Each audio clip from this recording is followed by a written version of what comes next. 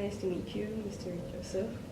So, I hear you're an expert in gender studies, so I have a few questions for you. Number one, what kind of human rights violations are LGBT people exposed to?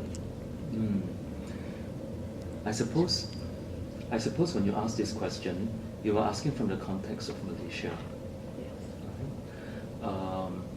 There are several human rights issues that are enshrined in the law,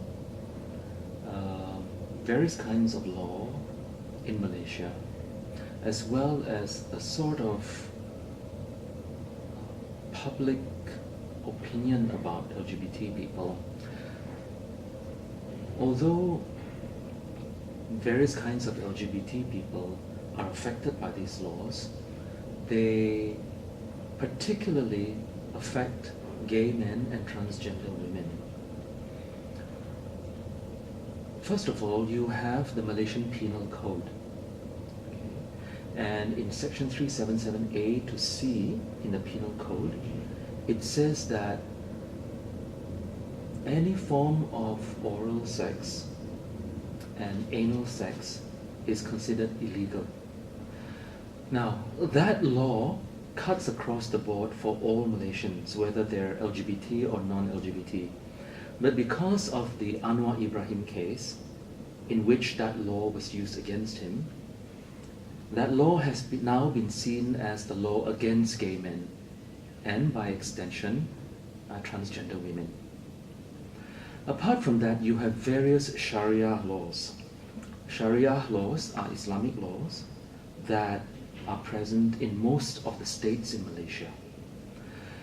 And they are slightly different from state to state. But most of these laws, Sharia laws, speak against gay men. For example, the Federal Territory Sharia law speaks against liwat, which it identifies as sex between men, and that's totally illegal. And of course you have penalties, flogging, fines, and imprisonment. Okay? There are also laws against lesbian women, but these laws do not necessarily carry the force of weight in the same way that the Penal Code and the Sharia laws do.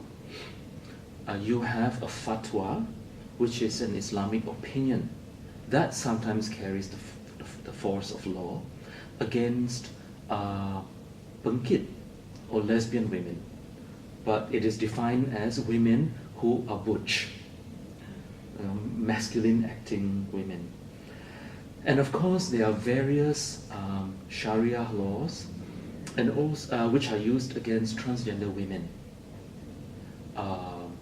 And of course the idea is that a man who dresses up as a woman is considered as going against religious laws.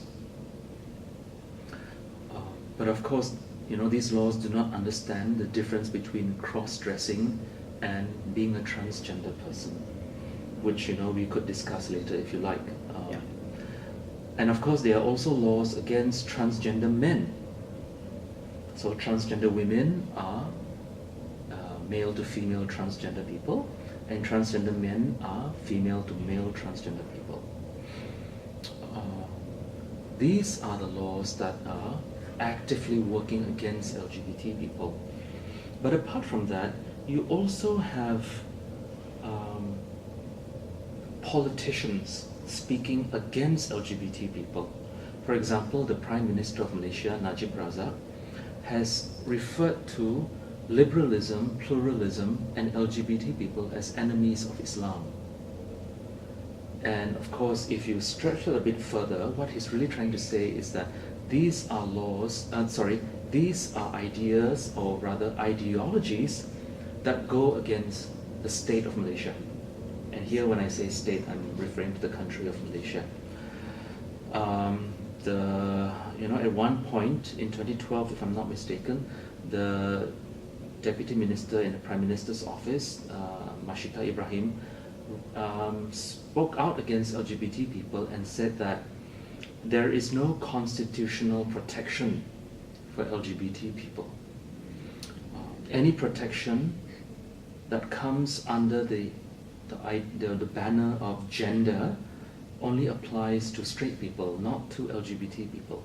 So if in Malaysia you have protection under the law for yourself as a woman, that law only applies to you if you are a straight woman. So, if there is discrimination against you in your workplace, you can refer to that law. It's discrimination against you as a woman. But you cannot use that law as a lesbian woman and to say that I am in a relationship with my partner who is a woman and I demand my rights, you can't use it. Okay. I see. Thank you. So do you think is there any reason to criminalize homosexuality? None. None whatsoever. For any sectors of the government, religion or society to persecute and criminalize LGBT people is similar to saying that we want all Malaysians to drink tea, and anybody who drinks coffee is considered as participating in an illegal act. I see. So basically, straight people and LGBT people should have the same equal standing. All right. So do you Very much so. Sorry, Sasha, I just want to add on to that. Very much so. Malaysia has always had a problem with difference. And, and I said this to the reporter from Free Malaysia today. Malaysia was founded on the idea of difference, diversity, on the idea of diversity. We were founded, Malaysia gained independence and was founded on the idea that it's not just a mono-ethnic country. Malaysia is made up of different ethnic groups, different religions, different ways of life, and of course, these categories of existence are not always neat categories. You have people from mixed ethnicities, people who have multiple belongings in religion, people who will say, I'm Buddhist but I'm also Christian. People who come from different walks of life, who believe in different ideas, a mixture of traditional ways of thinking and more advanced ways of thinking. People who are very, very technologically advanced, but make sure they go to the temple. That idea of diversity, that idea of multiple belonging, of mixture, that is a trademark of Malaysia. My question is, why does that have to stop when it comes to gender and sexuality? So if Malaysia is founded on the idea of diversity, and now that idea of diversity has sort of evolved into the idea of one Malaysia in which we celebrate our differences, why can't the celebration of those differences extend to LGBT people? That's very true. I asked the same thing.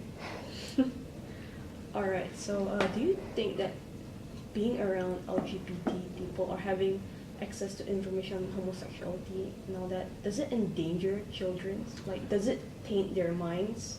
Oh yes, they'll turn gay. They'll turn lesbian. My God. I'm surprised that a lot of boys live with their mothers. Why are they not wearing heels? A lot of girls live with their fathers. Why are they not butch? Of course not. I mean, the answer is obvious. Of course not. Gender identities and sexual identities are not contagious. They're just the way people are. LGBT people never asked to be LGBT. Who in his or her right mind in Malaysia would wake up one day and say, LGBT people are being persecuted, they're being bullied and discriminated against. It's fashionable to be LGBT, I'll be LGBT. Who would do such a thing? But however, it's been known that nowadays people our age, like young teenagers, we feel that having the title of LGBT makes us special in some way, and they use it as a trend to make themselves seem special. What do you think about that?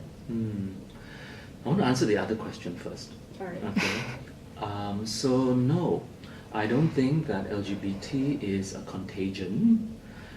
I have friends who grew up with two fathers, who grew up with two mothers. I have friends who are... I have a friend who is a trans man who lives with his very straight female wife. They have two children. And you know, I have, and a lot of these friends of mine who grew up with two fathers, two lesbian mothers, two gay fathers, are straight people who enter into heterosexual marriages and have children of their own. I have a friend, a colleague, who adopted children with his partner many years ago, and they've got 3 or 4 sons, and one of the sons was gay. And the son found it very difficult to come out to his parents, who are gay. And both fathers asked him, why? You know we're both men, you've been living with us since you were a baby, you're now a teenager, why was it so difficult for you to come out to us, that you come out to us as gay? And the boy said, well, no longer a boy, the young man said, because I did not want you to think that I was influenced by you. So that's the measure with which a lot of LGBT people distance themselves